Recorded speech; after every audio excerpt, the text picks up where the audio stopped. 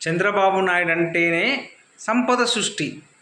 తనకు తాను పదే పదే నేను సంపద సృష్టిస్తా, ప్రజలకు పంచుతా అంటాడు. ఈయన సంపద సృష్టించడు, ప్రజలకు పంచడు. ఉన్న సంపద దోచుకుంటాడు.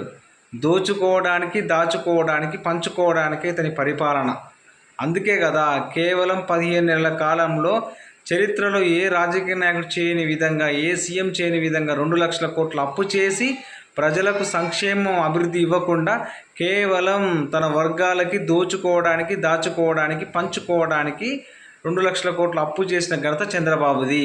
ఇప్పటి వరకు ఆ 2 లక్షల కోట్ల గురించి ఏం చేసినావు అని వైసీపీ అడిగిన ప్రతిసారి కూడా దాని గురించి సైలెంట్ అవుతున్నారు.